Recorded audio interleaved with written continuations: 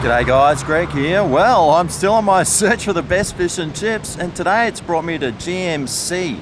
It's a takeaway here in Surfers Paradise. Now this place has got a 4.5 star rating, so you know it should be pretty good. Well, at least I'm hoping it is. The reviews seem pretty positive, so let's whip in and try a GMC fish and chips. Let's do it.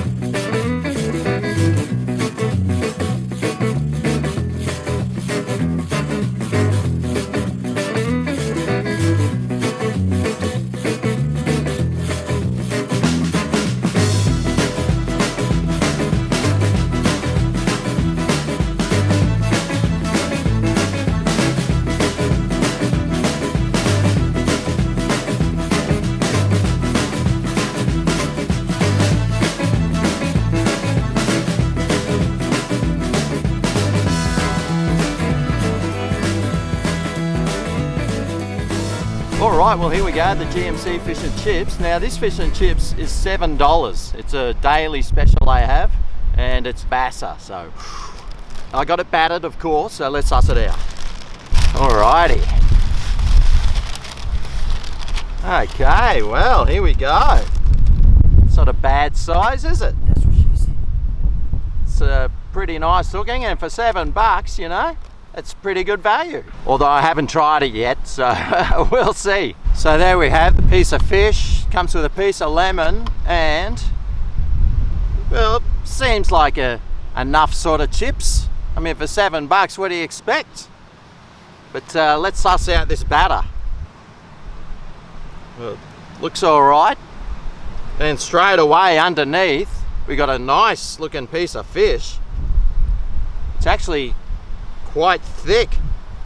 Nice solid piece. But let's try some of this batter. Not too bad. It's quite oily and a little bit greasy, but the oil and grease tastes nice and fresh. Doesn't taste old and stale, so that's always a good start. Well, let's suss out this fish, see how soft it is or firm, and see what colour it is. Well, it seems like a nice colour. It's flaking away nicely as well. It looks very moist and juicy, doesn't it? Let's try some.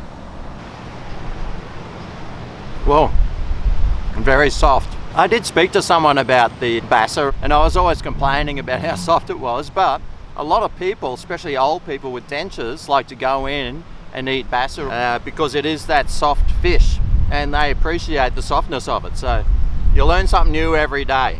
But how about we try one of these chips? I mean, there's enough there, I guess. Now, there wasn't a chicken salt option today, so it's just normal salt. Well, I hope.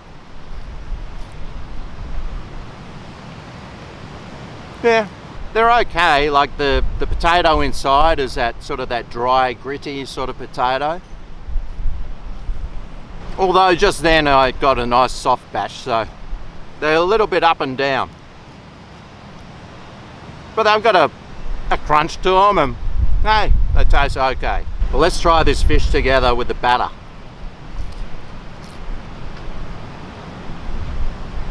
Oh, when you bite into it, it's got this real eggy sort of taste. It's really soft. It's got that eggy taste and not much flavour at all either.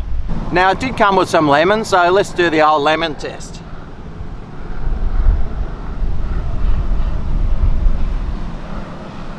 Yeah, not too bad. It's pooling here.